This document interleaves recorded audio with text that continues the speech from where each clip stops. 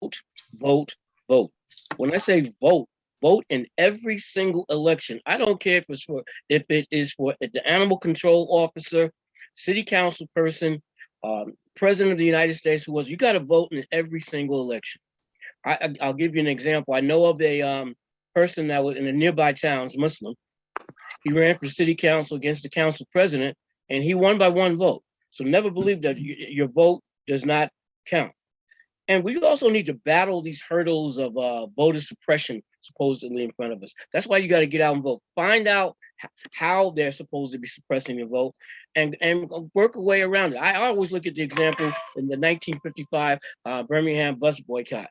They did everything to make sure people got to work. And that's how we got to do to get people to the polls. As soon as voter registration opens up, as soon as you can vote early, start doing it at the beginning. Don't wait.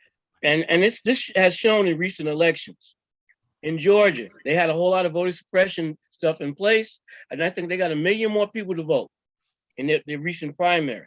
Kansas, they had an election where, and that's a ruby red state, and they were able to get some stuff done. They had a special election in New York, in a heavily Republican area. The Democrat won. And in Alaska, and I dare say Alaska became a state with Hawaii because Alaska is mainly Republican, Hawaii is mainly Democrat, but Alaska elected a Democratic congressperson at large for the first time in 50 years. And I like to say, vote early, because it's always good to bank your votes. So you can have these in case crazy stuff happens on election day that you may or may not know about. And the other thing is, I was there in 1997 when we formed the Coalition for Good Government. And I want to focus for a moment on that word coalition. And I think Commissioner Fleming Elamine really talked about it. We have to set up things with other people all the time. If it means going to an interfaith prayer, because that's what I just came from before I came here this morning, do it. Because the more you're involved, the less people are likely to say that they're just there to beg for something. You have to, as I like to say, you have to be in it to win it. Or as I heard last night at a voter rally for some young folks, you don't want to be on somebody's menu, because that's what they'll do. They'll eat you right up. We have to get out and vote.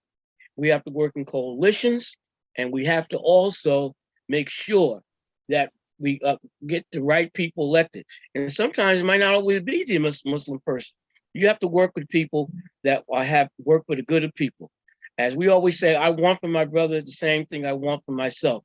And what we use as our mission statement for the Muslim League of Voters: let there rise out of you abandoned people and joining all that is good, forbidding all that is wrong. They're the ones to attain felicity. That's Surah 3, Ayah 104.